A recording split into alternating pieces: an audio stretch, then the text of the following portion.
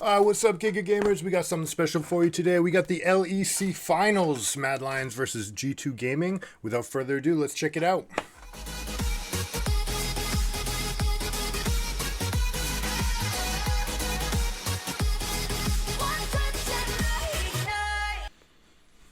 So we're starting off in the draft. Conspicuously, Olaf is being left open at the moment, right? Blue team's never going to ban it. We'll see if Mad Lions feels the need to take it down. We've got Vi, Sejuani, Elise going down for G2 Esports, and we've got Jax Draven, and will it be Kalista? There was a lot of talk about whether or not Hans Sama should be taken off of his Kalista and Draven picks, but they're forced to ban the Olaf. So, is this going to be a first pick Kalista? They're hovering Aphelios. It's got to be a little bit of a head fake.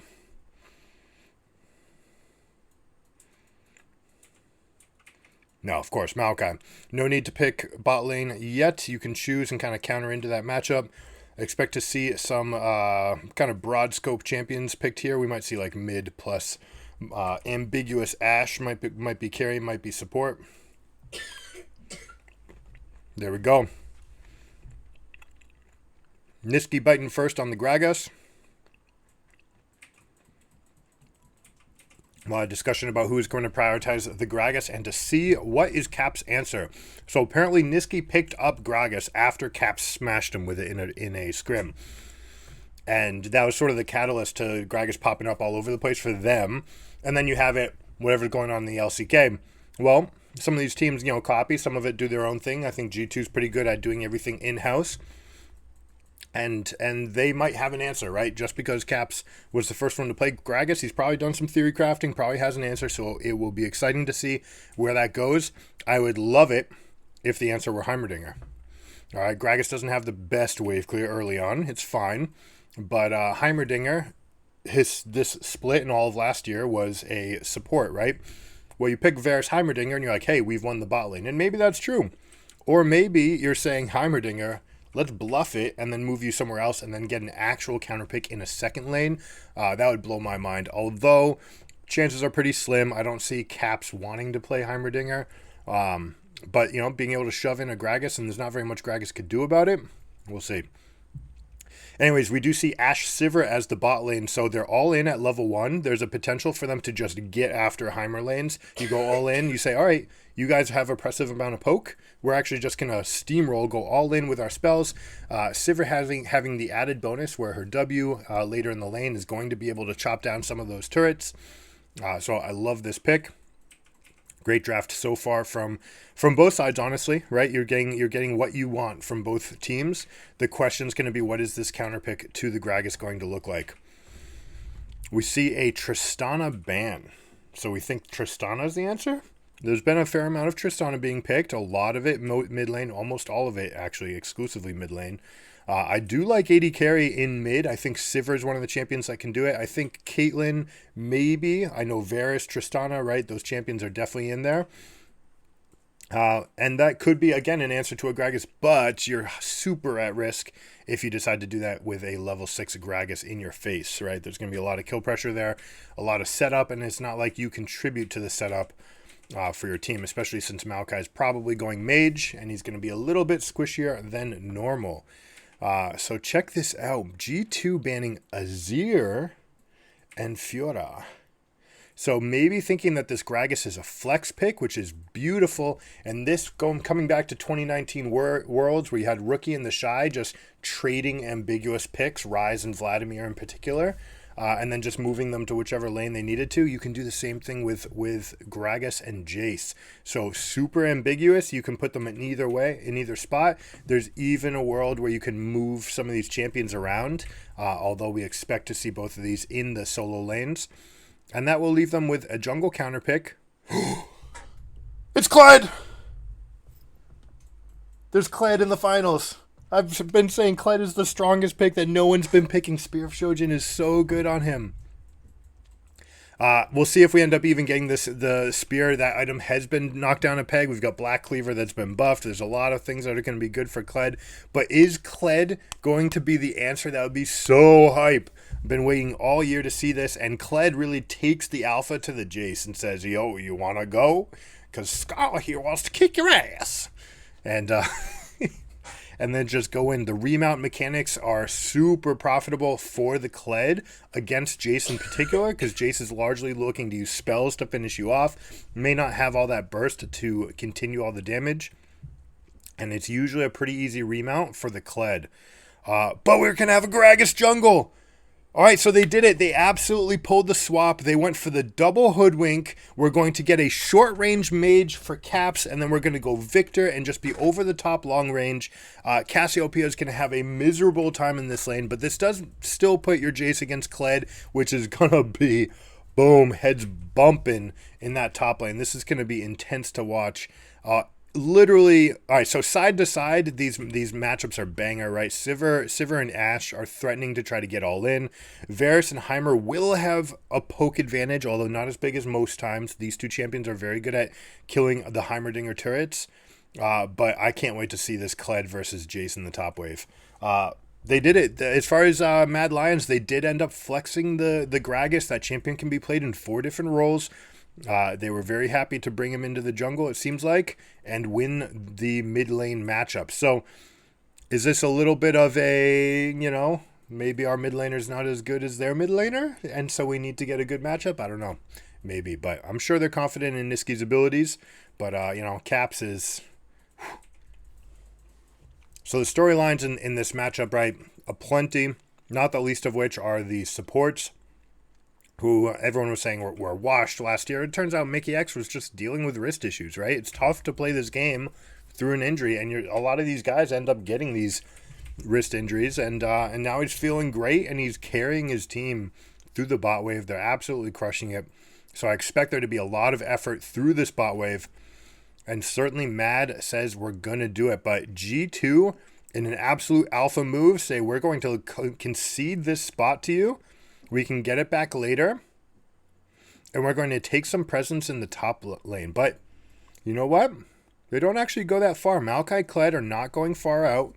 Heimerdinger investing his ward into the top middle bush. You do that in a lot of these Jace matchups, so that Jace doesn't have an easy way to tuck away into that bush. So that tends to be a sign that you're going to want to play a little bit more aggressively in that spot. But, serves the dual purpose that sometimes you just don't. Sometimes you just put that ward out there. It's just that Jace can't have the free ranged lane to himself. Instead, we've got what is this going to be? A Raptor start? Makes sense for Maokai. Everybody these days starting Raptors because it's so good for your camps. Right, these the companions are so good at getting the camps AoE'd down, which used to be everybody's weakness until they had spells. Ashe, beautifully outranging the turrets and just having this own little mini game battle. Maokai starting with the 2 side camps and then the red buff, so they will have a little bit of an advantage of having that red buff for about 15 seconds longer. And here we go. Caps taking it to Niski saying, hey, I'm going to come at you. And actually leveling the Q because it's a little bit higher damage and also doesn't draw the minion aggro. So when Victor goes in for a trade, you're able to punch back and get some damage that kind of outlasts the shield, if you will. So here we go. Ashe fought for the turrets and Sivir was able to get the push against Varus. It's a bit of a precarious situation with Yike on this side of the map. You see Sivir coming up on the most aggressive path possible to ward that tri-bush. This is in an attempt to keep the Maokai out of the lane, but Maokai was heading over to top side. One of the things that Cassiopeia can do against a Victor is get up inside and open up like a mother effer, all right? And there we go. We got the first blood, the bait. They walk him in, the sapling is there, and they kill Niski. They get the matchup they want, and they lose it. 2 Caps, Claps showing up in form, and now they're going to be able to show this lead, shove this wave in, get a much better back. They're going to get deep wards that are going to target Gragas' second clear. That ward is going to see that. And now they're going to go over. Mad Lions trying to create a little bit of counterplay, knowing that Maokai went to top side of the map. Let's see if he can do anything here. 3 versus 2. He does reveal himself. We'll see if Sivir picks up the aggro. This is normally who you want to do it. The moment they pick up the aggro, the teleport comes in and they back out of the play. This is totally okay for G2. Because your bot laners need to get it back right here. Would be totally fine for Caps to just push this out, but he opts to go back to mid lane. What I'd like to see from them, a slight improvement, is that you leave Caps in the bot wave, you let your bot lane go mid, catch a rotation there, and then come back. As it stands, they're just going to end up losing 2 waves due to this teleport. You could have gotten away with just losing 1. So a slight inaccuracy from the side of G2. All right, here we go. Level 4. Going to feel super strong on KLED. Has he even leveled everything? He probably should have by now. Maokai looking for this dive. Not yet. All right, KLED's going to go for the strong part. Oh my gosh, look at this. Mickey X just already in position. Looking at mid side. They get that control ward in, but the bot lane knows. They say this is a tendency. And we are going to come and match it so that we can go tit for tat and actually wipe out these wards. Create a 105 gold swell for their team. Plus a little bit of experience. Now we're going to see Yike just forcing this wave in. They're using KLED's courage form. Ooh. Karzi using the heal to have to dodge the stun and then flashing out of the way. A little bit overeager. Now, Karzi's guilty of this sometimes, that he just overstays in these situations when Hilly's doing his random stuff. And sometimes that's the price of genius, right? Hilly might be onto something absolutely stupendous, but if you don't constantly communicate that you've got some plan going on, it's very easy for this situation to arise. So this is ultimately the price that Karzi and Hylissang pay. They went mid. Yes, they got a ward. They got control of the river. But then on the way back in, there's a disjoint, and now Karzi's forced to take another back. So a really bad start for Mad Lions. I mean, they're losing all 3 lanes now. G2 just showing the tremendous player diff that they have in. Yeah, KLED's crushing it. I mean, honestly, he's doing the least crushing out of everybody, but he's also crushing it. All right, check this out. KLED is not going for a plate up in the top lane, opting for the better recall. You do that when you think that you've got a winning matchup and that you can bully the Jace from here on out. Jace has the early serrated Dirk, though, so this is going to be tough. You do see Boots and the Iron Tail Spike, or whatever it's called, from KLED, so definitely has a gold advantage here, just out. Yeah, holy moly. 650 up in stats that are going to be relevant in combat. That refillable potion, you know, nice for if you're going to get a lot of backs in, but when it comes down to that one fight, if you are going to have an all-in, the red potion just as good, if not better. And check this out. Because they owned the topside river, they communicate to Caps that, hey, there's 5 stacks of juicy fruits here. You are more than capable to push that wave and come out and actually just come up almost to full health. Now, this is the strongest part of the lane for the Victor, right? You've got the... Oh, never mind. He hasn't shopped yet, so never mind. Not even there. But once he gets the E upgrade, once he gets even half an item, he's going to be ahead of the Cassiopeia, where he's going to have enough mana, where he can harass and actually use his range advantage. Cass is looking to get inside and open up, just like Mike Tyson used to say against the guys that had longer arms than him. It's like, I'm going to get inside and then I'm going to open up like a mother effer. But Craps just kind of overplaying his position there. Didn't even need the help of Gragas. And maybe thought he was a little bit stronger. But like we said, you know, level 6 favors Victor tremendously. And here we go. Let's see. Are they going to get anything back, though? Yike only going for the knockback, not going for any additional hits on Victor. Victor is trying to bait, and he's got the shield up. He doesn't need it. And they get some return kills, so a little bit of overplay from Caps, which, you know, we know he's capable of. These guys have superior belief or supreme belief in their own talent. So they are more than happy to take these kind of trades. And look at Hilly. This is the Hilly special. I am not going to let you back. Flashes, but gets hit. Anyways, so despite flashing, still gets hit by the piercing arrow from Varus. And so you get a trade kill. However, this is 2 full waves that we're losing, plus a Sivir that's getting extra resources in the form of these plates. Yeah, right here. Caps, you can't do this. Why even do it? The wave's on their side. That's not going to get frozen. And Nisqy didn't have enough mana to like shove it out. So just a mistake there from Caps. Misevaluating where the position was, right? His team's trying to set up on the dragon, and they're going for dragon. So maybe he's saying I can't really seed, but why are you giving a position of weakness, right? Just be like net even, be neutral. You can even hover over to the other side. Oh, you know what? That other sapling was going to kill, might have killed Victor if he could have convinced the Victor to run into the bush. Instead, throws the second one into the bush, which allows Victor to say, I'm going to run away from both of these and survive. All right, so it's tense. It's tense. We'll see if Nisqy has learned to not let the Cassiopeia get all the way inside, just trying to avoid that mistake. And if you do, you're going to be in a good position. Ashe, of course, able to outrange these Heimer turrets. And very good pick into the champ in general. Who needs Jhin? You don't need Jhin. You don't need Caitlyn. Pick something that's actually useful later. One thing that I haven't seen that much of, I'd like to see more. Umbroglaive into Black Cleaver for these Ashes. Right? Just make that W an armor pen for your team. It only gives the 1 stack, but then later in the game when you get your Q, it'll happen in fights. You'll be able to turn your Q on, and you just get to melt away someone's armor very quickly. So I'd like to see that from some of these champions. They tend to go Umbroglaive and then something like Imperial Mandate, but we'll see where the Ashe decides to go. It doesn't look like they're going Mirror Mana. They're going to be skipping that. And now I guess we get to take stock. Bottom side river. We've got river control and Gragas moving straight through the lane, right? You see this much more in pro than you do in your solo queue games.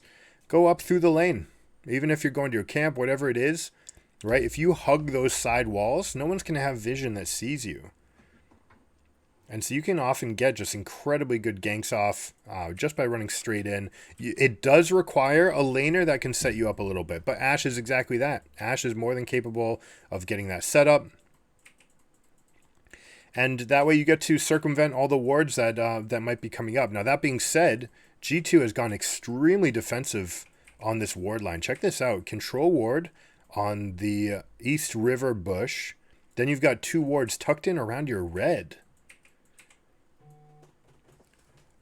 Largely when they do this, it's because they're trying to isolate Varus and give him a little bit of protection, a little bit greedy. You should have waited, Hilly. Wait till Gragas hits that ultimate, and then you could have gone for the rest of this. But the turnaround's going to be here because the damage is unreal from Cassiopeia in this spot.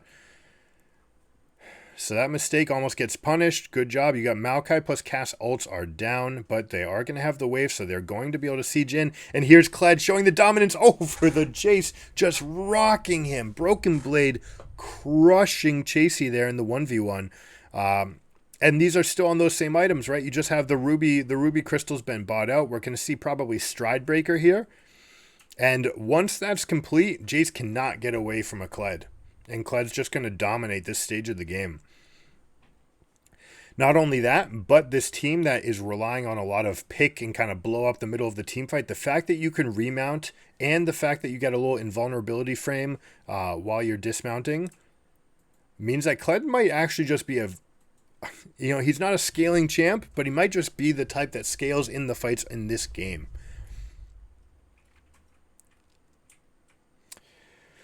All right, they're trying to keep Nisqy in this lane. Look at that. Caps playing super, super aggressively, able to hold him down in the lane so that they can get this Rift Herald out. They're desperate to get it out pre-14 minutes. We'll see if he goes for the eye pop right off the bat. He's going to use the safety of the bubble first, try to get Cass a little bit out of position, and then you can go for it because otherwise you're just getting hit way too hard. Hilly, again, being a little bit too aggressive there, but he does eke out the ultimate from Mickey X as well. So 50 for 50, but G2 is able to get the inside track. Now, this is something Maokai teams are able to do, right? The saplings are just too good. I believe they're still playing on patch 13.3, so you don't have the massive nerf to the saplings in yet.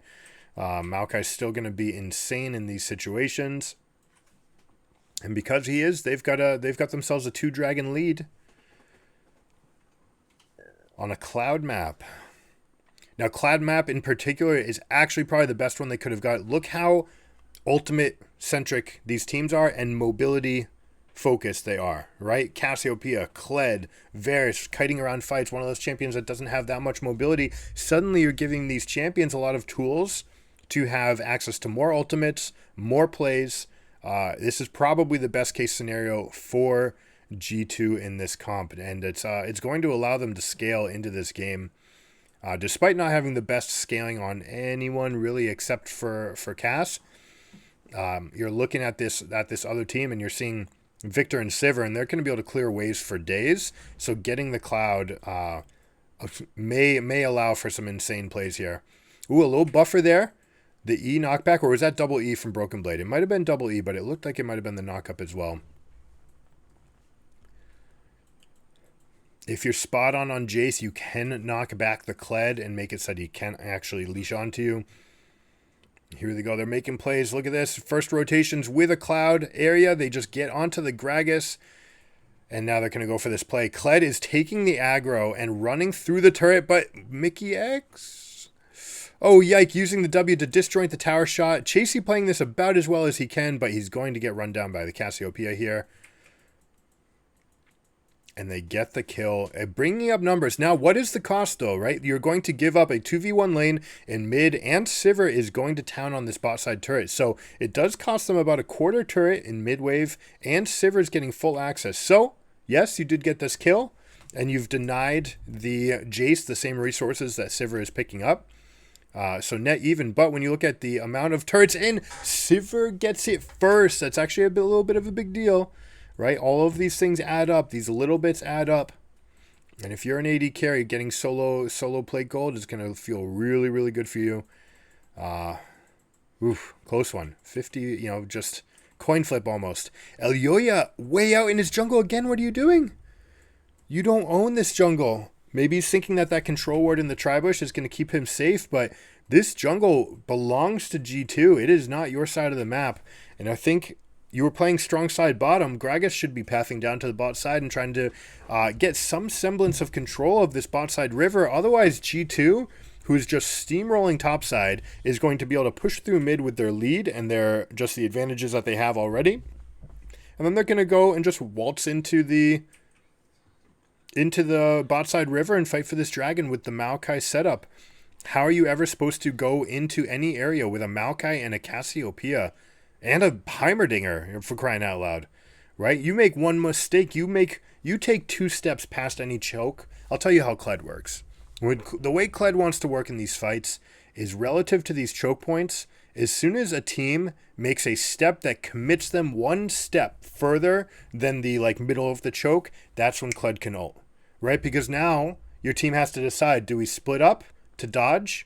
And now we're split, we're actually going to just get railed in one side of the fight, or do we hold our territory, but the entire enemy team's going to be in our face with a huge speed buff? That's the problem that they're looking down. Now, with this comp in particular, they might say, hey, we've got a poke advantage, we can hold an area, but Heimerdinger, Mickey X is just never going to let them get anywhere without getting railed. Maokai's going to be poking them. It feels like G2 has just crafted themselves a brilliant composition. There's no chance that this Ashe arrow gets followed up on. Hilly, oh my, Hilly's so aggressive. Ghost and Hail of Blades, right? They used that to win the level 1, and he's using it kind of desperately here. It's gotta find some amount of windows to do something, but it's just not going to be enough.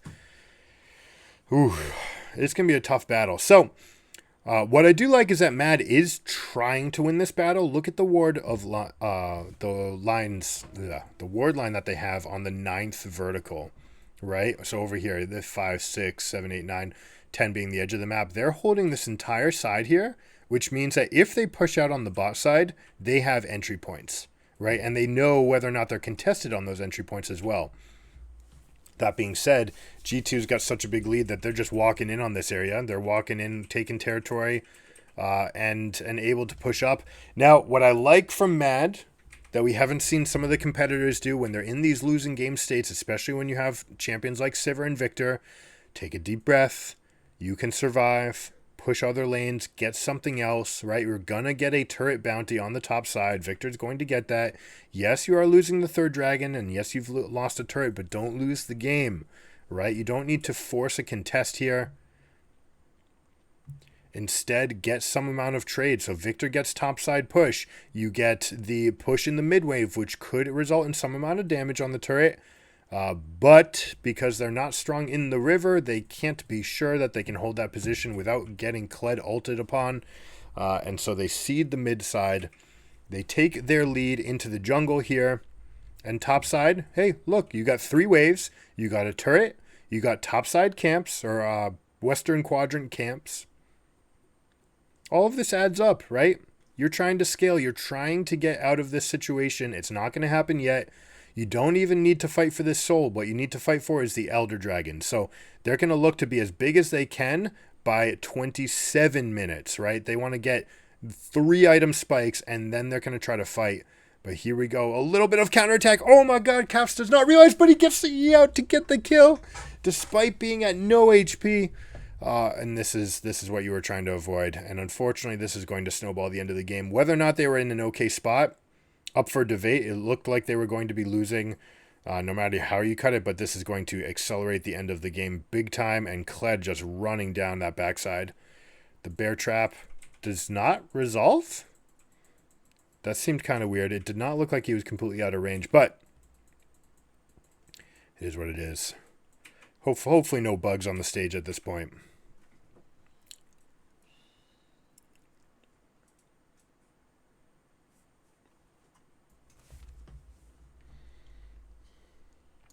I'm realizing right now that the map is very skewed.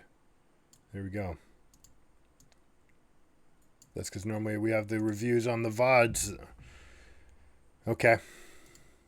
All right, here we go. We got it. So here's the play, right? Maokai's able to hold them in this spot. But really, when you're able to take fights on 2 different fronts, that's usually a pretty good sign. And Caps just faster on the E than the Ashe's auto attack. What a diff. Maokai with the W flash, right? So you buffer in, make sure you get that W clicked before you go to eliminate any kind of counterplay. No, it wasn't going to happen in this case, but you make sure that they're sticking in range, that they're not flashing out of range or dashing or getting out of vision, whatever it is.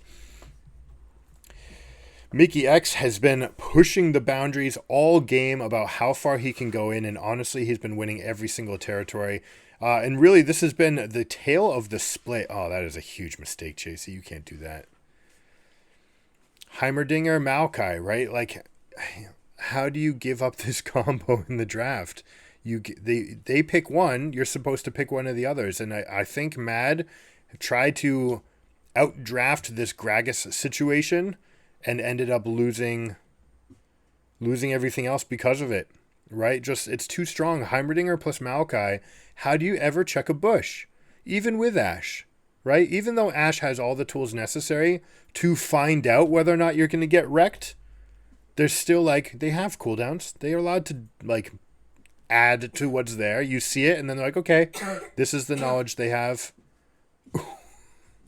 This is the knowledge they have. Let's see if we can counter it. Whew. All right, Navori Quickblades from the Sivir. Kind of realizing that you're not going to be auto-attacking much this game, right? If you're ever trying to attack, that means you're losing to Cassiopeia, or Heimerdinger turrets, or Saprolings, or you're getting engaged by the Maokai. So, just very smart pickup here. Jace. The problem with Jace going in right there, when you go Hammer Slam, or whatever it's called, to the skies, you're declaring to the cast, like, I'm going to be facing this way for a solid quarter second. And that's enough for these pro players on 0 ping to always get the response off. So if you're Jace, you can never go in. Ooh, that time he gets it off. That time he's able to get the Q plus the E off before Cassiopeia gets anything. But it's going to get him into a lot of trouble. Are they going to hold this area? There's no way, right? They decide to just give up on it. They're saying, okay, that's fine. You guys are leaving. We're going to start engaging on Karzi because you two are so petrified of the continuation that's coming that we can actually just make this play. Caps has got him corralled. You can't spell shield damage over time, so they get this, which means that they're going to have this dragon to themselves, and there's no retort for a Baron. So despite all these wards that Mad Lions were able to get out on the western quadrant and the West River, topside river, they're not going to get anything out of it. So really, there's no way. This game's done. It would take a colossal misplay. So if you're relying on a colossal misplay, where's it going to be? In here, you're going to have to try to get them to make mistakes around the Elder. It's a high pressure moment. You just say, hey, they are capable of making human mistakes. All right. Try to make this game get out. Try to get your 3 items, right? You're going to be behind, but try to put them in this spot where they're going to make human errors. Make it as difficult as possible. Try to hold the area in the southern quadrant as little as you can. Get that tri-bush under your control and try to create a flanking situation for Jace where he can kind of poke from long range. The problem is there's just not enough threat. You've got 1 long range E from Victor, 1 spell from Sivir, and 1 spell from Jace. And so every 8 seconds, there's nothing left. But anyways, G2's able to just take it. They're not even going to need the rest of this. They've got the Cloud, so that's enough for them to force aggressive plays and get in. And this is going to be the end of the game. All you have is Victor left. No ultimate, although the screen is a little bit bugged, so I'm not positive that that's the case. But they should have enough duration on the Baron here to just end. They're going for the engages. They want to send a statement that we can just kill you under your turrets, even your Nexus turrets, and game 1 is done. All right, here we are. Game 2 is live. And we've got a adaptations to the draft. So, I can't... You know what's weird? I hate to start off like this, but with the speculation of, hey, let's wash last game and see what Caps thinks is the counter pick into Gragas, and then we'll pick that because it'll deny Gragas, and then kind of sculpt our draft around it. That's what it feels like is happening, because this game we see a Cassiopeia picked in for Niski. I don't know. Like, Cass is very, very strong. I'd say one of the strongest, and especially after the newest patch, where a lot of her compatriots are nerfed down. She's going to be exceptionally strong, but is like, it feels like they're outthinking themselves to put themselves in this position. Anyways, they end up with a Fiora that they think is going to be a counter pick into KLED, but they move the KLED to mid lane, which is totally fine. KLED is going to be favored in these all-ins. But, oh my god, we got flash forward from Hilly all the way in. They're saying, Jarvan, you're useless after you cast your E, so let's just get in. Jarvan's support is my favorite pick. So on this patch, Jarvan is just incredibly powerful. I think you can play him in 4 different lanes. But Jarvan's support in particular, when you drop the shield, it'll continuously apply the Aerie to your teammate. Right? And they should be playing around that. The thing is, this is not something that you do very often, and we're already seeing some signs of weakness from G2 trying to implement this strategy. The Braum is being used. It's like, hey, you want to use this? Okay. You can poke me, but the moment you cast it, I'm going to all-in you. And realistically, the answer from Hansama should be, go stand closer to the flag to get more shield procs. And if you're doing it right, you're doing it with Shield Bash. You're getting all sorts of extra procs from that. You can even, in some cases, go for Overheal and proc. But here we go, Chasey crushing Broken Blade with the Jax. Counter-striking in his face, so showing a little bit of dominance here. But yeah, continuing on that bot side, the Jarvan, the flag, will buff your attack speed. And so what you need is the distance between the Jarvan and the Samira is what's going to create the bounce, all right, on the Aerie. And you want to be standing very close together.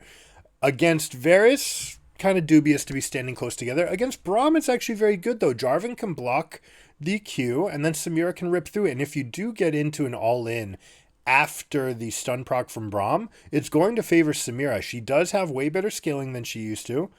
But there is ways to play this where you can have Jarvan flag just constantly giving shields. And as long as Samira stands right next to the Jarvan, you're going to be good. Check this out from Gragas. Using the barrel to block the path of the Cassiopeia so that they can get this dive on. And Samira picking up a double kill. Now, it does cost them the Jarvan's life. Niski does get a kill on the return, but they peg them for weakness. Largely, this is because Fiora was able to get such a huge HP lead up in the top by herself that they did not need to continue. That Cass was even able to come down to get a response roam. So that could have been even worse for them. Frankly, Elioya, seeing what happened in the top wave, didn't even need to be around Fiora at all. So it's going to be interesting to see what are the adaptations coming out now that Samira has a double kill. And it looks like the answer is going to be we get out of this laning phase. Mickey going straight into top river, getting wards down very deep. A control ward on the opposite side of the river is fairly rare to see. Now, it is the position that is least taken by a Sejuani, but it's not that she won't ever go there. We'll see how long that control ward lasts, and it looks like they're even trying to get Jarvan into a position for a gank here. There is no riposte because they put it on cooldown. It looks like they're just calling Mickey up to reset the wave, and Fiora accepts. Now, she may go for a little bit of a bluff here, which is you let the wave come in just a bit, and then you reset back, and she actually holds it. Mickey does not stick around. Now this lane is completely messed up for Jax. They're going to be forced to use double teleports here. You're going to see Fiora using hers to collect on all of these minions. Jax has to use his just to get this full crash in, and then that's going to be it. Fiora will eventually catch all of these, and now you just have this big advantage of experience. Already a half level up on the Jax. All right, so what are we going to see from bot lane? The Mad Lions were unable to capitalize on any amount of 2v1 time. It does look like Braum was able to hang out mid for a bit, and they just, Samira did not do anything on her own. If you ever leave those two alone, Samira and Varus, it is heavily Samira favored. That is why they got this counter pick here. And they're showing why Hans Sama is the S tier pick here. Oh, here we go. Oh no, Elioya spots the Gragas. Now, Niski actually uses the Miasma to keep the Gragas from being able to dash, but it's not enough because it's 2 versus 3. And now, knowing that they've got the strength here, there's no jungler to interrupt them. They show some aggression in bot wave. Samira, Jarvan go into town. This Jarvan pick, I'm so excited to see it. I wish there were more games being picked with it across the world, really. But able to use the full effect, but they do reach and they don't actually collect. They don't have Samira up and they reach as just a jungle Gragas and Jarvan support. They don't get the effect off. I don't know if they expected a stun there, but Braum putting up the shield, I actually don't know that interaction. I suppose it means that you're blocking the knockup. That can't be weird. That can't be it. You're blocking the Q, therefore it doesn't do anything? I don't know. That seems bizarre. I'll see this in slow motion and see what's coming out with it. If that's the case, then Braum's actually an exceptionally strong pick here. All right, so go ahead, fight this guy. Yeah, all right, so there's shield up, but they had already popped it, I guess. That's the difference. So let's see. What are they trying to do here? Same thing again. Yike is trying to block the path with the barrel. Goes in. The E bumps, but none of the damage happens. The EQ misses from Jarvan, and the damage gets mitigated. That's it. It was just too short. So they reach for the kills. They get nothing, and that's what allows Mad back in. Props to them for being able to reply to the aggression. Kind of, to script with G2. They're going to be aggressive. They're never going to sit. They're the type of poker players that get their aces and bet hard. And they're just like, yeah, in. Let's play the lead. Let's keep on playing. It doesn't matter. In that case, the Mad Lions were able to get the cards to help them on the turn of the river, and they're able to turn the script. Now, some of the things I want to see from the Jarvan: are you maxing E to poke with it? Are you still maxing Q, because that's a very valuable tool for damage and armor shred as well? Most of the times, these guys tend to be maxing E and going AP, which is what I think is a mistake. So I think there's a room for even better. Yes, you do get slight amounts of AP scaling on that E, and sure, it deals 240 damage, and congratulations, you're doing an extra like 46 by building AP, but I don't think it's enough. Oh, KLED, oh my gosh, he's so good.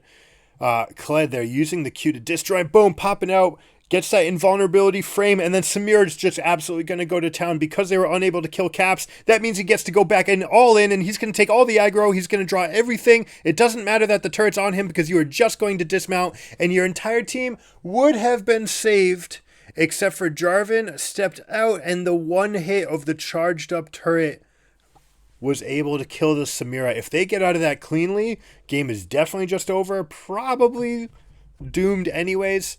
But they're going here. They're going for the max pressure quickly. Now that you're going to see a 4-plate into reset here. They're not going to go for the 5th. That's what that early Rift Herald is telling you, because it's got those stacked up 3 extra bulwark platings on that turret. So they're just going to go for a little bit of a reset. Let's see, where's Caps feeling safe? It looks like he's afraid, and he should be, because Braum, Hylissang doing the Hilly special is going to int to stop your back. Right? Like, look at this Braum. He's on a mission. KLED actually uses the shotgun recoil to get himself into the Krugs to get back. And that's what it takes to get out in this situation. So, props to Mad saying, hey, you committed a lot of resources. You got us good. But because you stuck around and because Hansama died, you're not going to get the maximum. And we are going to actually accelerate to the maximum to try to put pressure back on you. They're able to create a lot of windows here on the top side. Let's see if they actually go for the Jax. 1 poke, no turret damage. They go in. They draw the counter-strike. Now, Fiora is unable to get in. If Fiora can actually dash in and riposte and get in on part of that counter-strike, they're good, but Broken Blade just completely outplays the 1v3. Oh. You have to assume that nerves start stacking up, right? When you know that you're supposed to make a play and the timing just starts getting a little bit later, the clock's ticking, you know that you're 14 seconds into this play, a little bit longer than you should be, and suddenly you don't know whether or not enemy team... Hilly. You don't know whether the other enemy team is making a response or not, and you start getting a little nervous, you start shorting a little bit of your plays. That seems to be what happened here. Ooh, the riposte? What? That's not how you use riposte in the Fiora versus KLED matchup. Fiora is a KLED counter, but you have to use it on the second half of Bear Trap on a rope or on the ultimate. It doesn't actually do anything on the E. So KLED just skates through. Riposte doesn't do anything. It's not the front half of the Bear Trap that you care about. It's the back half, right? So it has that little like yank tug that counts as CC for Fiora to be able to riposte and parry back into a stun onto the KLED, and she's unable to get it. So Chasey just kind of getting gapped a little bit in this match so far. We'll see. I mean, G2 kind of been gapping everybody everywhere anyways, but you know, you like to see someone that's as mechanically gifted as Chasey being able to take those plays and maybe make something out of it, but maybe they're still a little bit flustered. Who knows? It's a familiar scene, right? Elyoya, Niski, Karzi, Hylissang, they've all been here. Chasey's the newcomer to the final scene. You don't want to assume that they have any amount of nerves, but it is a human thing. The tension gets high, and we'll see what ends up coming from it. All right, taking stock, we've got KLED with Stride Breaker. Very early on to have this much. He's going to finish his boots. It looks like he's going to go with Merc Treads, which should allow him to remount in the middle of some of these more hectic fights. We've got Immortal Shield Bow down from the Samira, of course, very standard. We'll see if she ends up going for Navori Quick Blades or if she goes for Infinity Edge. The Navori Quick Blades do have some amount of benefits for the Samira, especially to be able to get that ult off faster and you get more damage from the ultimate itself. These guys will never let that hit. Ooh, Jax! Oh, man. Sejuani and Jax pressing Q at the same time, ending up bopping heads totally favors the Sejuani every single time. That's a little bit of aggression without information, right? You don't know what's happening. So here's the E. Let's see if he waits on the Q. If he waits on the bear trap on a rope, he ends up ulting backwards. Okay. So G2 actually making a couple mistakes now. The mistake that's not present is just this Samira, right? Like Samira being where she's at, being that strong, pushing down, getting that turret is going to be so strong. And she's going to be scaling into these fights just poof. Looks like it is going to be the Infinity Edge. Second, now that you can go IE second on Samira, it's no big deal. You don't need to get that Collector. Although we still think that Collector can give you big spikes in these positions. Caps is unable to remount because you've recently remounted. But here comes the Courage Burst. Seeing if he can come up. Starting to gain that courage back again. And they end up changing it. Samira getting in on the action there. Now, a couple things are going to start happening as this team is kind of fleshing out, right? You see that 7 treat stack on Gragas way ahead of the Sejuani. Sejuani went for the fast Radiant Virtue and is not really collecting on all the plays. It seems like making a lot of counterplays. And so the Radiant Virtue loses a lot of its value, right? It's not helping you to clear. If you're not making proactive fights and getting in on these big skirmishes, it's really not pulling its weight. So we'll see what comes of that. But Gragas getting closer to the full stacks on his companion. He's got Night Harvester and Sork Shoes. And we should be looking probably to see like Zhonya's or maybe even... This is not the Abyssal Mask game because his team doesn't have the magic damage. But there are situations where they may convert from Night Harvester into tanky items. Like Sunfire. Hillsang dodging out. Oh, well timed. The bop is just so there. Yike realizing on Gragas that if you cast that belly bop anywhere near them. Oh, well played.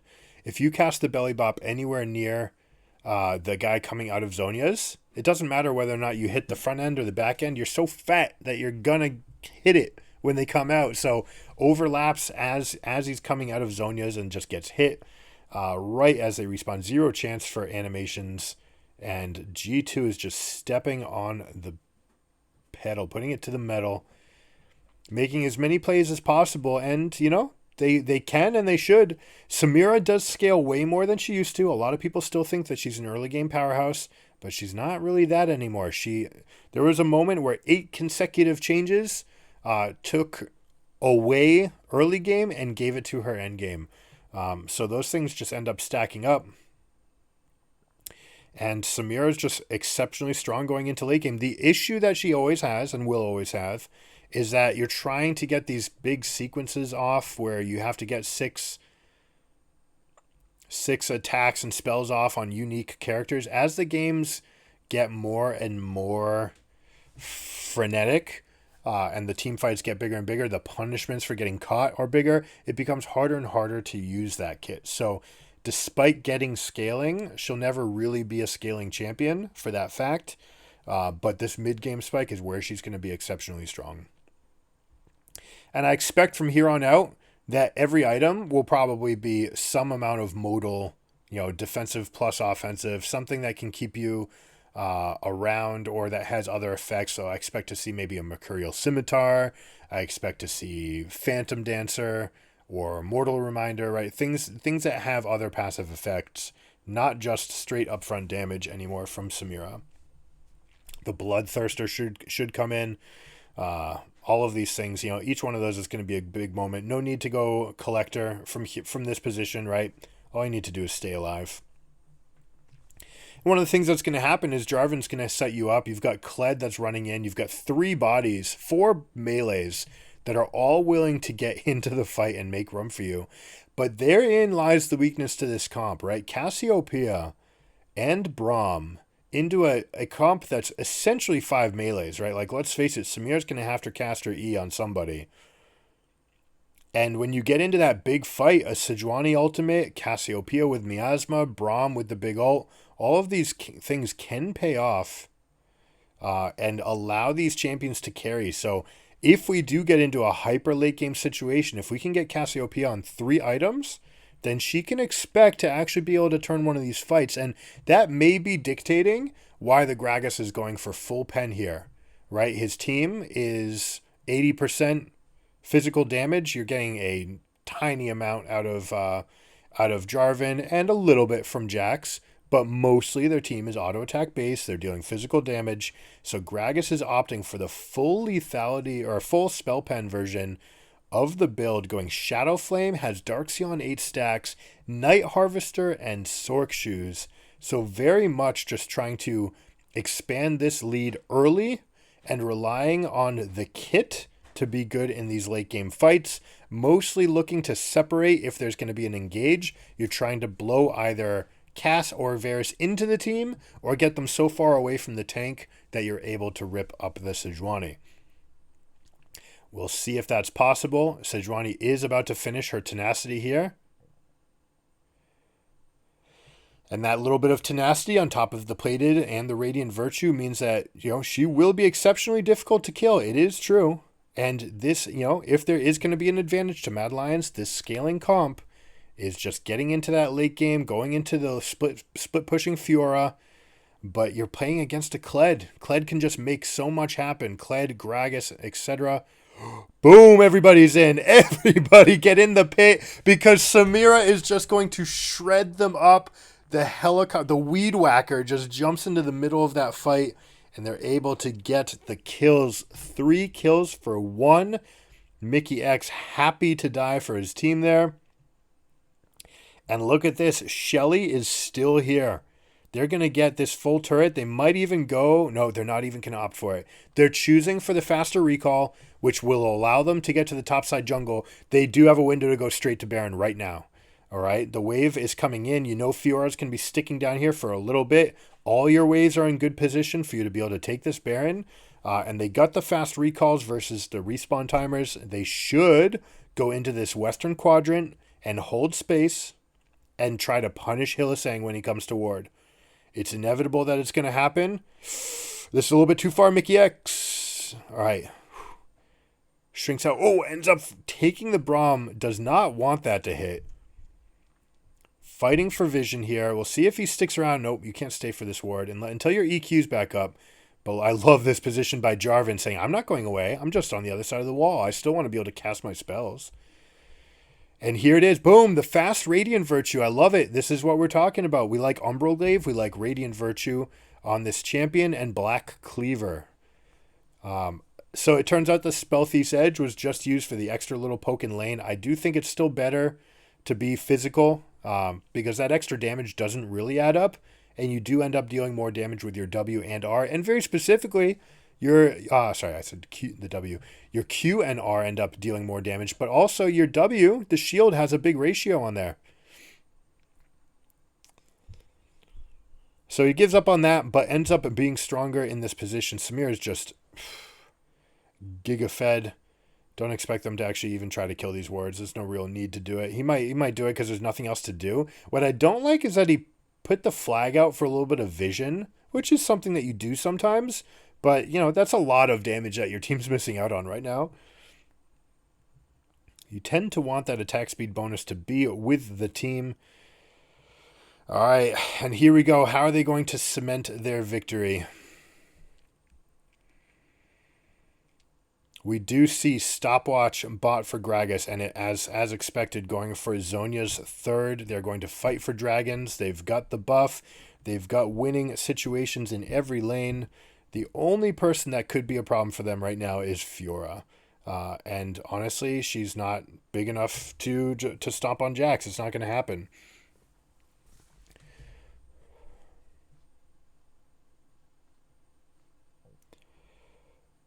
Okay, good job by Caps. Sees someone, immediately ease backwards.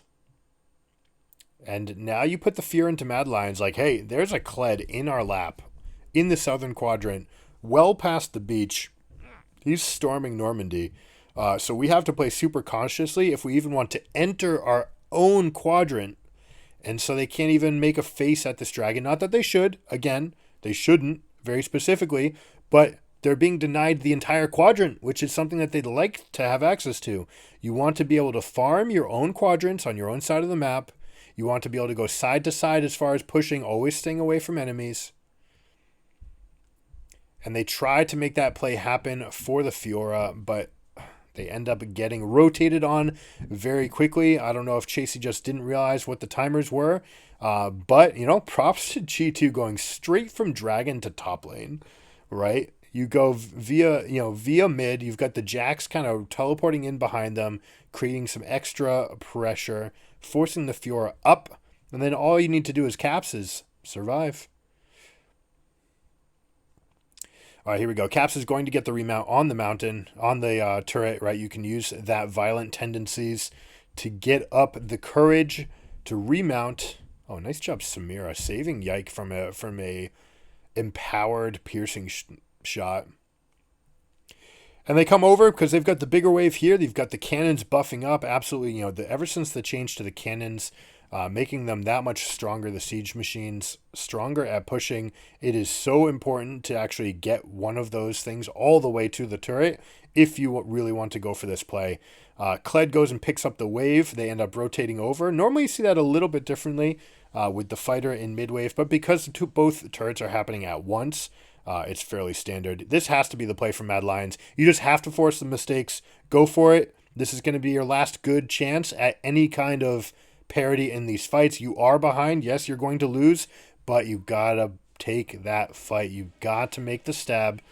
It is a desperation lunge, but you got to make it happen, because what's going to happen right now, you've got 3 minutes on the Dragon respawn. Your inhibitors are still going to be down when Dragon comes up. So already there is no contest. You can't do it. So can you defend bot and try to get your inhibs back up? Well, you're going to be losing Cloud Soul versus the team with KLED. That's already a big problem. The 5 melee team that wants to make rotations around the map. They're also going to be able to stick KLED in the mid wave as well as 4 champions in the bot. KLED is ungankable because he can just ultimate away from whatever kind of rush you try to get on him, unless Sejuani is able to hit point blank in the face, followed up by a Braum knockup and a Varus ult. That's the only way that they'll ever be able to keep up. And look at this, actually. They actually put Hans Sama in the mid-wave. This is not right. This is overeager. There's no situation where this is right. This is largely, maybe because you have 2 fighters and they're not really sure how to do this.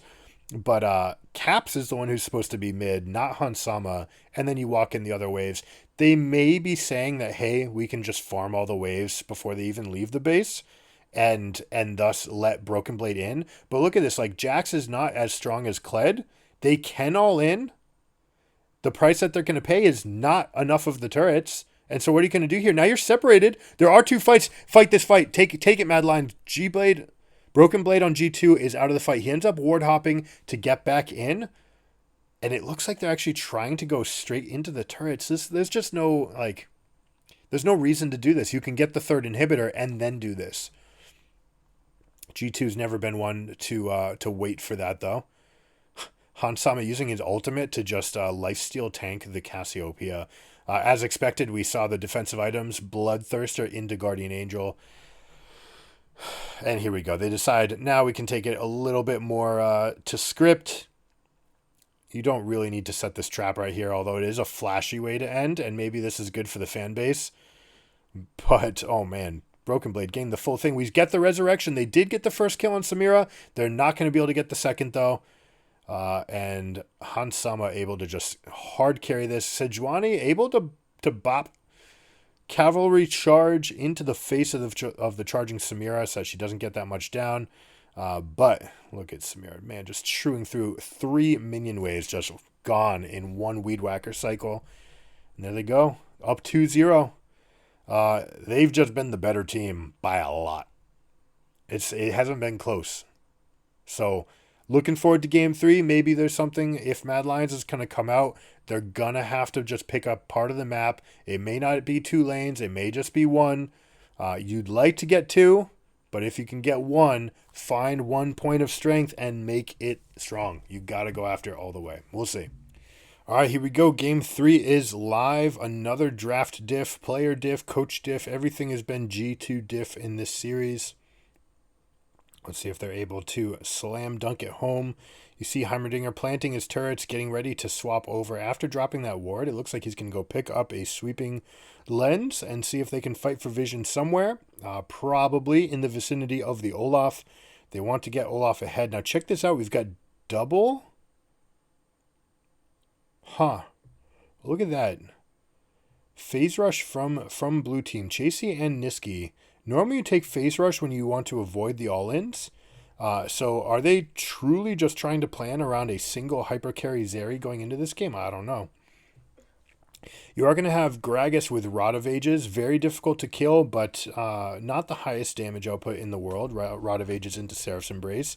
Has plenty of sustain.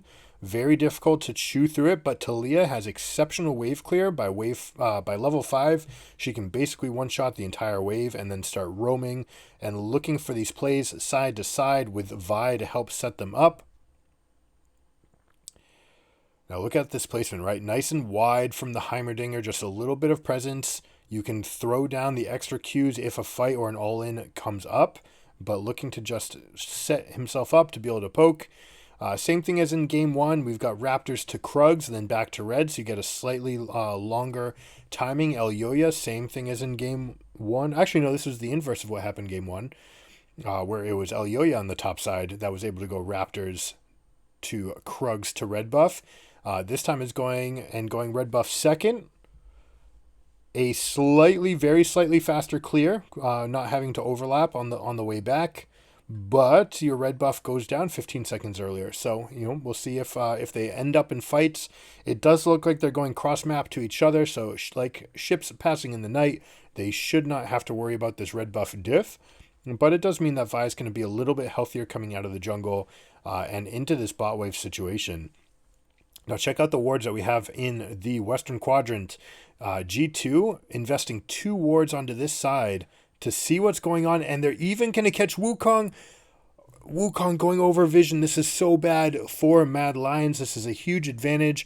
This means that Vi, seeing that Wukong is on 12 CS plus red buff, knows that he's going to his own quadrant and can go and comfortably start pushing. So now he's going to be a half camp ahead in clear speed. He also knows that he's alone on the bot side of the map. So Sivir plus Heimerdinger looking to start crashing this in. They're going to create a 2-wave stack. Caps pushes in mid. You're going to get Vi and Talia coming down to crash. Broken Blade, what are you doing? You shouldn't be here. You know that Wukong's alone in your weak side. Get out. He ends up busting his ghost to try to get out of this situation. We'll see if it's enough. The hard engage from Karzi. You got flash auto from Hansama, but Gragas is able to pick up 2 kills by teleporting to this turret. They allow the play to happen. They rebound the waves and say, you know what? I'm not going to roam down here. I'm just going to teleport on them as they come. Yuumi is one of the best champions in a turret dive, but it looks like we might have had a bug. Now when we go back into the game, there was a visual bug reported by Mad Lions. It was confirmed by the referees, and we're going to play on through it. So you can see. All right, so we're ending up with a play on through despite a visual bug. We don't know what may have caused it, but it looks like it was not impactful. So let's take another look at this play. We're going to see Gragas wait for the first moment where someone takes aggro. Boom, Heimerdinger drops the turret, and immediately Gragas jumps in. They're able to hide away from some of this damage. Hilly actually pulling out on his own. Unable to get back on. I'm surprised what kind of spurred that, right? Why did they decide to jump off like that? Ends up getting back on for the Gragas and turning around 2 kills for 1 while also creating a better wave state for yourself in mid lane and surviving the 4v2 in bot wave. So they really get the best case scenario for themselves here. Expect it to happen again though, right? You've got Vi plus Talia. These are dive sisters. All right, they're gonna make that play happen over and over and over again, finding momentum in one spot or another. But is the damage done? So let's see. They did get the kill on Karzi. They did crash the wave. So what are they going to get in exchange, right? In this case, both times, Olaf being punished in the top lane. Jace is one of those harder champions to punish as the Olaf, especially pre-6, when he can knock you away as soon as you put your shield on. Again, he doesn't want to have to deal with that full all-in with the shield up and the steroids that come from Olaf being low health. getting that bigger shield and that increased regen. So kind of surprising to see Olaf that weak deciding to be that strong when you don't actually have the help of your teammates. Right? They pulled off a bot in the they pulled off a dive in the bot wave. You're supposed to play much more passively in that situation. But he gets 2v1'd, gets a little bit weaker, forces him into a slightly worse state going into level 5. Jace ends up beating him up. And so now you actually have a weak point, right? So Mad Lions has a point of strength on this map. They have a large advantage on the Jace versus Olaf, right? Serrated Dirk versus Components is a very big difference. And you see Mad Lions now playing on the bot side. They're playing passively, but at the same time, they're moving away from Hylissang, and it looks like they caught sight of the Vi. Maybe, maybe not, but you're going to get, boom, big damage. Everything comes in. The third strike from the Vi. Both sides of the Sivir hit and the rockets come in. So Zeri is not going to be your carry this game. They're going to have to play through Wukong and Jace. Wukong being the beneficiary of the 2 kills in the top side. Let's see what they go for here, if they actually want this or not. Let's see, Vi versus Cloud Drake. Is this Cloud Drake or Chemtech? Looks like Chemtech. Opts not to go for it. They do bring the Gragas outside of mid, which is enough to dissuade the Dragon clear. Vi is one of the best champions in the game at clearing early dragons, right? With the denting blows and the passive, get that max health % damage and attack speed. A little bit of extra shielding too, right? Saves you from some of that return damage, but they opt to back out, just get a good situation for themselves, and they get Caulfield's Warhammer on Vi. So she's going to try to be looking for more ganks, trying to get that fast 6 and get that ultimate out, and also turn that into multiple plays around the map. Niski going for a wave clear ultimate, a little bit of harass on Caps, and then also you go in, you try to belly bop and Q smash this wave down, and that should get him a pretty good situation to back away from, but he's not opting for it. He's opting to try to go for plates. This tends to be a pretty big mistake. You generally don't want this, and even with Yuumi around you, it's not like you're baiting anything. Maybe he's relying on the strength of this tier to get him enough health to be able to sustain in this situation, and I don't know. We can't see the second rune tree, but does he have mana regen in there? I don't think so. But maybe they say, all right, we want to push up mid, we want to keep them under turret because we want to go for Rift Herald. 3v3. But no, it's not even 3v3, it's 4v3. Olaf is pinned to his top turret.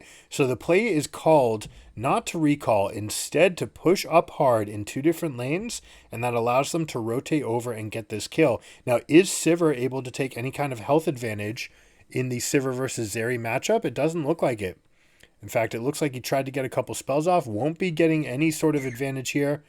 But G2 now brings their strength over. They know they're weak on top side of the map, so they bring their strength bottom. Sivir is going to be outpushing Zeri by a mile at this stage in the game. And they're okay with this isolated situation as long as Olaf does not get killed here. If Olaf dies, then we're going to see a lot of pressure come up. But look at what Caps is doing.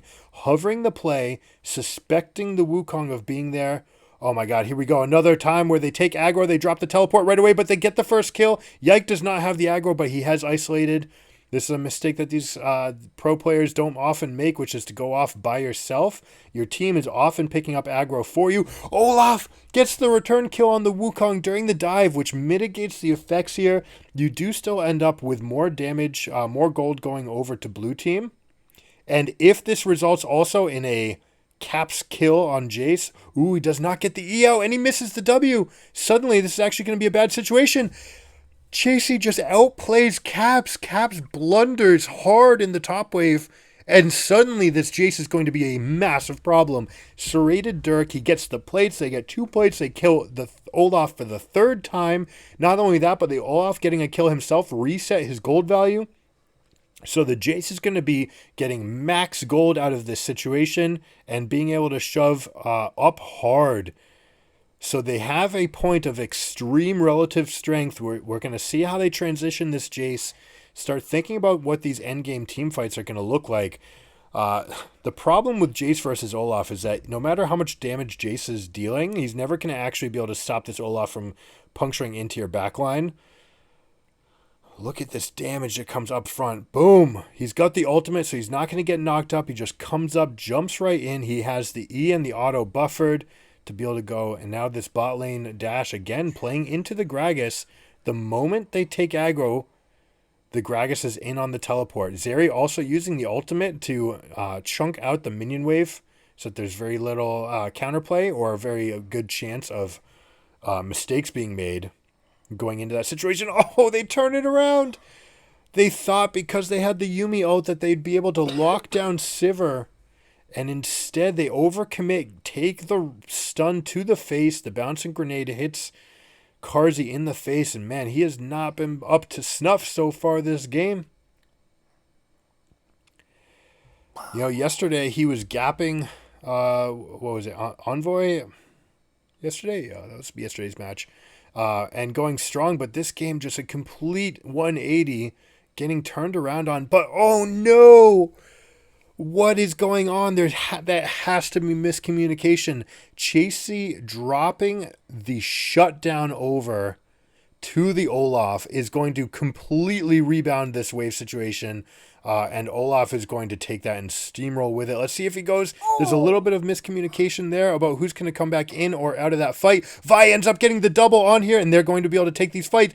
Heimerdinger comes over to snipe the kill. Make sure to keep Caps alive. Mickey X with the clutch roam to topside. And they are looking so good now. With Olaf being able to get back that gold, the shutdown on the Jace. Jace, yeah, how do you die there like that? It seems kind of weird, man.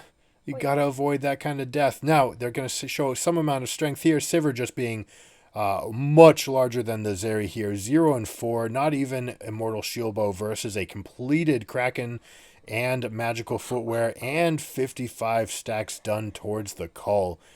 So this Sivir is just astronomically far ahead compared to Zeri.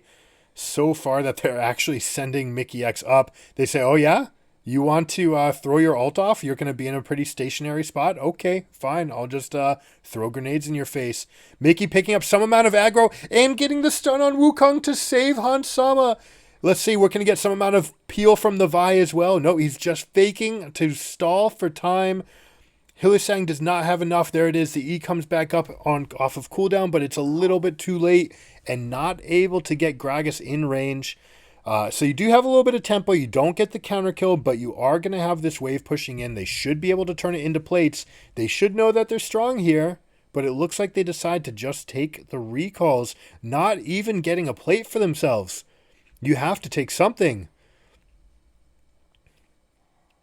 All right, they instead decide that they just want better recalls. That's going to be their prize for this situation. And we're going to have a classic bot swap with mid. The turrets are still up in bot wave, so you're going to expect your mages to go over there, while your marksmen are going to rotate over to mid wave. Now, Sivir's going to have a very big advantage as far as the wave clear in this position. However, Zeri's got 4 different points to escape or make plays with her E, jumping over walls. So she is just a little bit safer. Means that Yuumi could roam around. Not that Yuumi roam is, that big of a thing. But Yuumi on Wukong, one of your strongest champions at this point in the game, maybe even your strongest, could be good, right? You just might get Wukong enough action on the map with the Yuumi on his back. Oh, we get a soft reset from the dragon. Causes Hans Sama to stick around a little bit longer. And Heimer actually gets credit for the kill. Interesting. From the turret. Oh, boy. A little bit too far out, Mickey X. Do they get a reply? Okay. It ended up working okay. Heimerdinger was taking that advanced position because it was going to lock in the position up top where they're going to get the kill on Jace. And again, Chasey kind of running it down a little bit, just being a little bit too aggressive in these positions. Your team does not need you to overexpress your lead, right? Yes, Zeri is weak. Yes, we need Jace to be very strong. But do we need Jace to reach and make mistakes? Not so much. What's up, bud? Can I say something? You're already talking. What's up? So about that fight that just happened, So what happened was Yumi casted the ult on Wukong. Wukong saw the ult, so Wukong flashed, and then the spell started hitting, and then Wukong cast his ult to keep them in the air while they're stunned, and that's how they got the takedown. That's how they got it. I don't know if I can rewind. I don't think I can. But did you see how that fight ended up turning for the Jace? I take back what I said about Jace kind of hinting. Did you see what happened? No.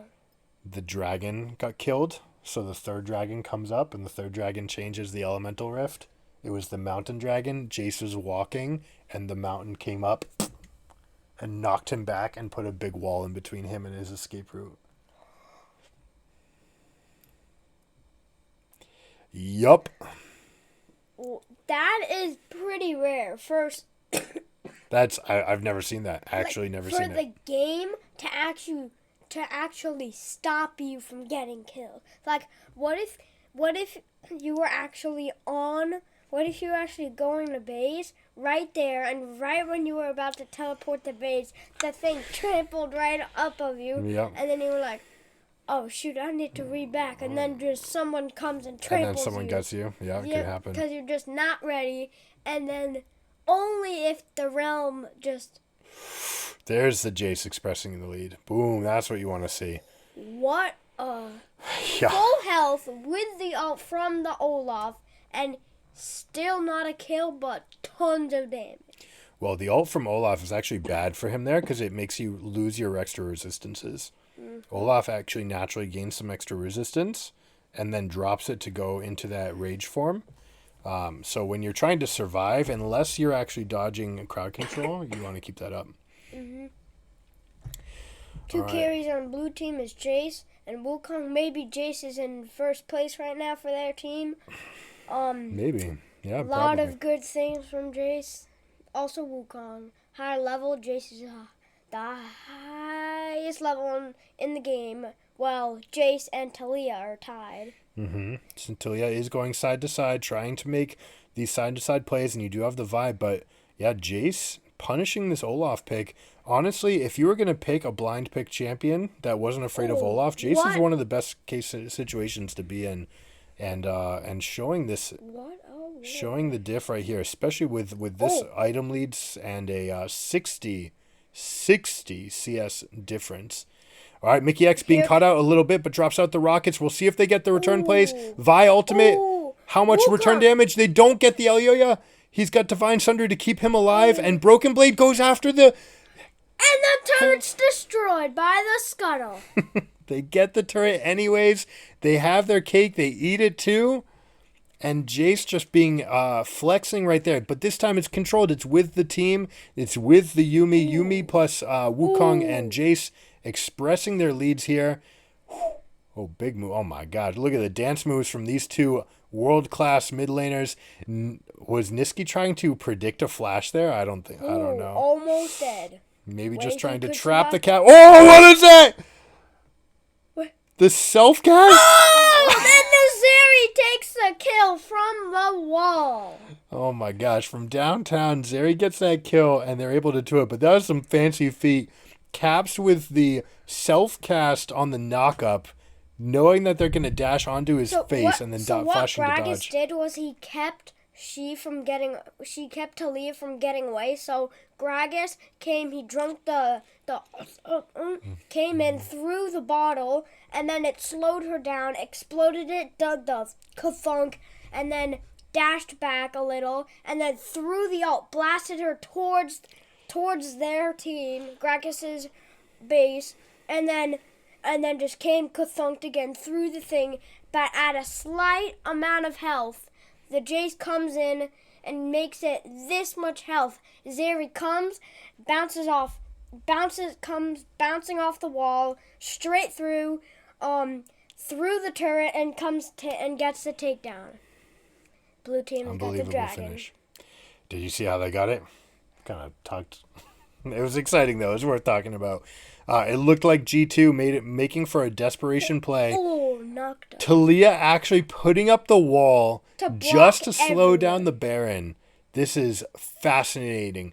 I like the idea But when you compare it to another play you could make, which is to wall them into the pit and then throw your projectiles over the wall, you might create a little bit more bedlam for the enemy team here. Talia going for it, does her best effort. You'd want to get a worked ground Q off, but still, Mad able to come out with the lead all across the board. Everyone but Zeri is in a great spot. Yumi showing Yumi things again and showing why this champion's been gutted. The thing is with hold on. Okay, the thing is with Mad Lions, they did get the dragon and Baron, so they are really strong, and they are already really strong. Mm-hmm. So it might be pretty tough for G2 to kill them. Well, especially one of the things that came up is this Sivir. Here's a 1v1. Oh. They want this all day long. It's not a 1v1. That's a Yumi. Oh. Yumi plus Wukong. That's a 4v1. Well, 3v2. Wukong comes in. Wait, fake Wukong. Fake Wukong casts the ult just to make sure they don't come over to him, and then he gets away. It's the difference in having a Yumi on you, right? When you're a Yumi, you're worth 2 champions. So that Wukong... Wukong is feeling exceptionally strong. It was still kind of unfair. It was a 2v4. Well, Wukong did well. He did well. He's very strong. He's got Black Cleaver and Divine Sunderer, so also shredding through any amount of armor. There's not going to be any way for them to itemize defensively to keep Jace and Zeri going through them, because Wukong is going to take away all that armor. Jace is speeding everyone up. And Zeri casts the thing and makes everyone just move up a smidge. Make sure to stay by in case the enemy team might invade and try to protect the turret, but they don't, and Gragas gets the turret. Well, I meant the minions get the turret. And the minions get the turret. Now, but you're pretty good at this. Yeah. Oh, did you see that by the Zeri? So right at the last second that the turret was gonna go down, Zeri casted the spell, and then it went through the turret, and then the turret fell, but then it zapped at the same time and got I think it got the Sivir or something. It got something. Did it hit? It might have hit. Yeah. It hit. That's one of these things these pro teams are very good at, is casting spells either as they're getting hit or as they're moving or leaving to sort of create moments where they might be a little bit strong. Now this could be a play. Oh, Vi comes and also Gragas. Gragas is running away. Oh, 3v1. This is not good. Jace comes in. Vi they turn back for some reason. Oh, they went back in, but that's bad.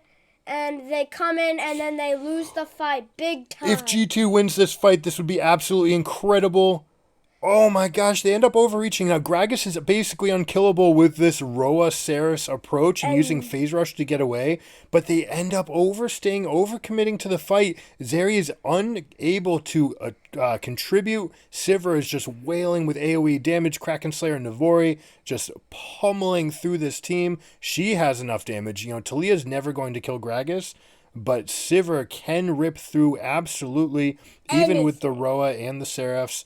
And it looks like lots of damage. See if he skips straight to Rabadon. So oftentimes they're going Shadow Flame here, but it could be interesting to see if they just go for the straight Rabadons, going third item and then itemizing defensively. But look at this play, Niski sort of ahead of his team. Look how far away Zeri is. So the Vi comes in, the Gragas does that, and Vi was being really helpful for the Talia. Then the fight's down there. Heimerdinger gets away and tries to stay to get away, but he doesn't. He gets killed, and Wukong is coming to get the Vi because he did get the double kill, and he misses it. Oh, he got the double kill, but he's dead, and Mad Lions have lost the fight. You know what?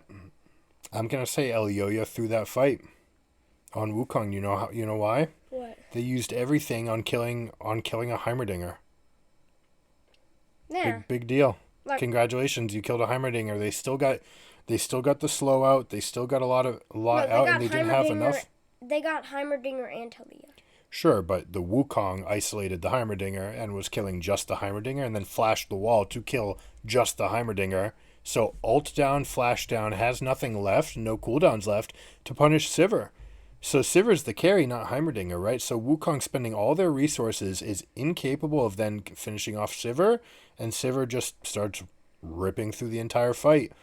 And that's one of these problems that they're going to have to deal with. Is like, how are they going to get through Heimerdinger plus Taliyah, rocks and walls, whatever combination they come up with? They need to be able to get to this Sivir, and Sivir's in a position to hard carry this game now. And largely, Sivir can carry much harder than Jace can. Okay. Yeah, because Sivir just has way too much damage. Like, at the end game, Sivir is really strong. So is Jace, but Sivir's just stronger. Taliyah is also because Taliyah is also I think she is a great jungler because she just has tons of move speed because there's rocks everywhere. And I think she's also very good at the rock realm. She can roam around with the rocks. Yep, she's playing mid this game, though, not jungle. But yeah, they're going to look for these plays side to side, see if they can isolate. Seen by Heimerdinger. Heimerdinger's holding his territory. Now, it looks like Yike and Caps, look at them hiding over there in their western quadrant. It looks like they're trying to long con. They're holding this position. Oh, I think I know it. I think they're going to trap all sides so that maybe one person might blast a cone, go up there, come around here, and then like maybe the Sivir could go around here. Olaf and Heimerdinger could push the lane right there, and then they can just wrap around the enemy team and go all in. Mm-hmm. Yeah, I like the innovation in real time, right? 27 minutes into a game, deciding that, hey, we can actually trap the Baron pit here. If they overcommit in a wrong position, we've got Heimer that can front, and we've got Taliyah and Vi that can puncture with a flank. So right now the Baron is dangerous for the Mad Lions because there's sight all over the Baron. There's sight here, there's sight there, there's sight there. 2 sights there, but they're going to kill those wards. They're going to make sure... Ooh, Taliyah gets full damage combo off. This is a big problem. Oh. If Vi could have gotten over the wall, they would have taken this. And if they can fight right now, this is a huge advantage for G2. Look for them to press up. Wukong, that's a bad play. That you can get killed. Like, absolutely cannot go. 4 people are there. Taliyah could stun and toss them forward to the team. He's dead! Oh! He's dead! Caps single-handedly crushing Elyoya. They get the advantage for this fight, and they're going to go in. Gragas is going to use everything to try to blow up this pit. You've got Zeri, one of the best champions, if not the best in the game in this situation. Gragas can try to blow people up, but it's not enough. They decide, you know what, live to fight another day. We're not going to go all in here. Wait, but they're posturing forward. They don't realize that Vi's that close. Are they trying to set a trap? They're going to get all in. They're going to get this kill and the stopwatch. Holy crap, Mad Lions is throwing it all away to try to get that semblance. Carzzy going crazy, but it's not enough. They end up throwing everything away to try to make a contest for that Baron. It's just like you could have decided to go in earlier, do it while they're taking the Baron, and maybe you explode in, but they're a little bit late. So G2 is snatching victory from the clutches of defeat. We'll see what they can do from here on out, but they're gonna have a substantial gold lead. They've got the lanes down. 4 turrets are down. Is there a replay where Wukong, being the first one back out onto the map, can make something happen? And they do. They kill Sivir, of all people. Mickey X and Broken Blade have to be willing to int there. They have to know that Elyoya is alone. They have to know. There has to be some amount of communication that, hey, we can prevent this. But now they're not stemming the bleeding. The teleport comes in from Gragas, and they're able to get Mickey as well. They got Mickey. Heimerdinger, one of the weak people, but it's still good. Level 12, not that much XP, but still good. They're able to get that extra kill. So Sivir and Heimerdinger are down, so they're going to get full control of the eastern side quadrant. Look for them to put in control wards, hold this point of vision. Now Cap's saying, hey, we can't go to this dragon, but what we can do is go fight for this Jace. Let's see if he tries to flash over and kills him without even getting the ease. 0 parts of combo. Landing, still able to tear down that Jace. You just said my name, Landon. That's true. Nothing landed. So what happened was how Taliyah killed there is Wukong right there is, if you look at her items, She Wukong. has. Yeah, remember when Talia killed Wukong over here? Yeah, so how that, like right here, so how that happened was that item right there, that was actually, so what happened was over there, that item, what was that item called? I don't know what you're talking about. This item. Rabadons? Luden's No. Echo? Yeah, Luden's Echo. With the Luden's Echo, Wukong casted his fake thing, then Talia casted the spell, then the ball bounced off of the fake Wukong and landed on him. Is that really what killed him? I didn't even see it. That makes perfect Yeah, sense yeah, that Luden's 'cause- is what got the kill. Or Scorch. I don't know if she's running Scorch, but that could easily be a way as well. So it bounced off and landed on the Wukong. Wow. From his Wukong, he actually killed his own self. Well, he would have been hit by the spell anyways, right? So Yeah, the Q ends yeah. up going through.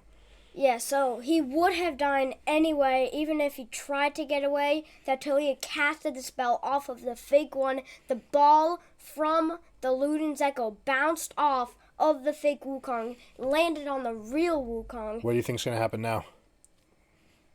Gragas is down under the turret. Gragas, They who thinks... also kill the turret with not much damage dealt. So right now, Wukong, if he comes around here, he is in big danger because there is 2 people in the bush right there, and Except one of them, one of the recalls resolved. So if they don't get the full pressure back in, they do get the kill. They get the kill from the Wukong. Wukong is not becoming a big carry anymore. He's dying a lot of times. Like, It's true. maybe the other team might have better people than Wukong. You know what might have also killed him last time? I wasn't sure if he had it last time, but the Death Dance. He might have just bled to death. What does that mean? Death Dance. It prevents some of the damage and then makes you bleed over time for that amount of damage rather than taking it all up front. So if you're almost dead, then the Death Dance will kill you. But ends up going to play aggressively, trying to carry, but ends up into that fight. Jeez. Oh! Did you see that? The Vi dodged the ball. The ball was coming. Yeah. As it came over the rock, it was going to hit that. It was going to hit the wall. That was as far as it was going to go. It would have been a big chunk of damage. And then the Vi right dashed, and then the ball came and exploded. All right. But didn't get down. So if you're G2 here, it's 2 dragons to 3. The Baron is coming up in a minute. The Dragon's coming up in 2 minutes. What would you do if you're G2? So Baron's coming up in 1 minute, and Dragon's coming. Mm-hmm. So I would actually take Baron first. How? How would you take Baron? Actually, hold on. No. Yeah, think how are they setting this up, right? So they're going to Actually, be no, strong. Dragon. I would do Baron because if you look, they have sight on the, like, from the base on the way to Dragon, they have sight. Okay. They have ward, and ward. Well, not really ward. It's the scuttle thing. So That is the sight. scuttle, yep. So they do have a couple wards, but yep, they are moving it over into the western I quadrant. would not take Baron because look, ward. Mad Lions is going to have a very tough time if they want to fight through this. Number one priority, number one thing on their checklist is win mid. Wait, If you win I mid- would take Baron because Baron, it's coming sooner. They have tons of vision, and right now, they're. Here they go. See, told you. Well, they start, but here we go. But Mad Lions checked their box. They dotted their I's. They crossed their T's. They ended up pushing out mid. Talia does put up the wall. Oh, and blue team Wukong gets the stole it. I cannot believe it. This is epic. Talia needs to put down her rock field there. All right, but you know what? They're going to punish it. Say, all right, you can have that. I'm going to take this. Ends up getting a couple kills. They're trying to chase down Zeri, but Zeri is the best kiting carry in the entire game. Vi quickly realizing the error of her waves. This is insane. That That was a game-saving steal right their there. team took the Baron and also won the fight. No. No, they didn't win the fight. lost the fight. Oh, I meant blah. G2 So was they able to won the punish, Baron? even though they didn't get the Baron. They said, all right, you reached really far. Now check out, this wall's going to fall a little bit too early, and Talia also puts the rocks down a little bit too far in, And that means that Wukong comes in, is not stunned when you think that he might have been. If she puts that rock field down, then Wukong would have been stunned on there, and they would have been able to get the return right away. They end up getting 2. They're unable to get 3 because Zeri's broken. But blue team gets Baron, but they lose 2 lives and they lose Dragon. So it's so consequences. There are consequences. It's true. So 3 dragons apiece. The winner of this next fight, yes, they're going to get Soul, but yes, they're going to win the game as well because we are going to be 40 minutes into the game as the 7th dragon shows up. We're getting the maximum number of dragons for this game 3. Mad Lions is putting up a big fight. So if you look at the map, if you're watching, if you look at the map right here, there's only about 2 turrets left on each side. The red team has 3, so it might be a little harder for blue team to take the red base. How many lanes do you need to break to win the game? 3. No, not just 2. one. One. Just one. So even though they have all the extra turret up, it is still. So what they could do, since Zeri and Gragas have the Baron, if their whole team could just come to one lane and maybe just go all in there, like try to win as many fights. Like potentially. Yeah, certainly if Mad Lions wins a fight, they're going to win the game. So if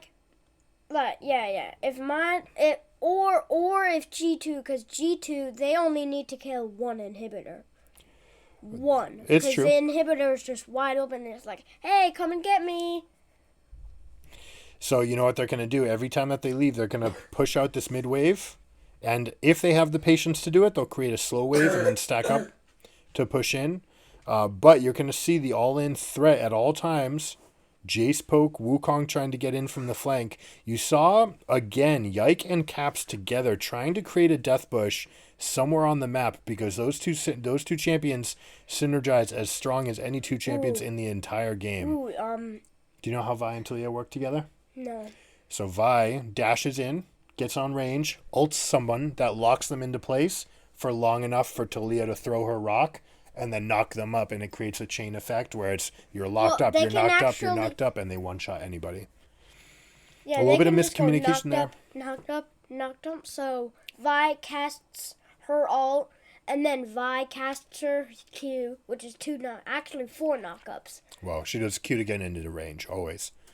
You always have to use your Q to get into range. She gets into range, then casts the R, and then Talia throws the rock, and then the rock comes up, and then when the rock comes down, Vi will Q again, stun the person, then Talia casts the ult, and then the person goes up again. You could use the ultimate for another knockup, it's true. But that one's pretty slow. They tend to get the kills without that. I don't expect that we'll have to see it. More than likely, you end up separating your team in a bad way using that. So we'll see if they can get it without it. But now with the supers in midwave, imminent threat for game-ending pressure from G2. So Mad Lions is going to have to be very careful. They're going to step up, and they're slowly taking control. They say, hey, we're actually stronger with Jace Zeri. We're stronger in open space.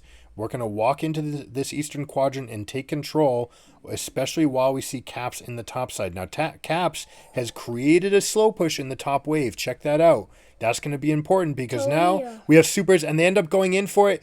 Ends up shorting herself, and there's no way to get in on that side. Perhaps a slight error on the angle there, and they are not able to find their play, and a major tool for playmaking is gone from this team. But with only a minute 10 for the Dragon spawn and the Baron spawn, they will have it back up.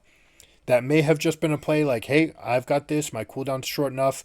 I can make this play happen. Ooh, Caps is hunting for a Wukong. Ooh. But Wukong was able to dash away. And if you saw over there, when Talia was killing the cannon in mid lane, right about like a couple sections up,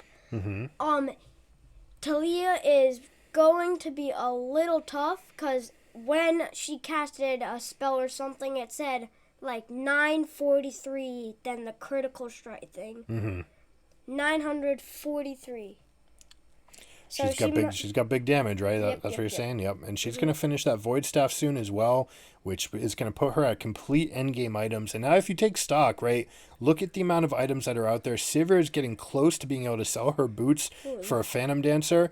Zeri is also Zeri, however, is only on 5 items compared to Sivir's 6. So if we do get to these fights, Sivir's gonna be a little bit stronger in these front to backs.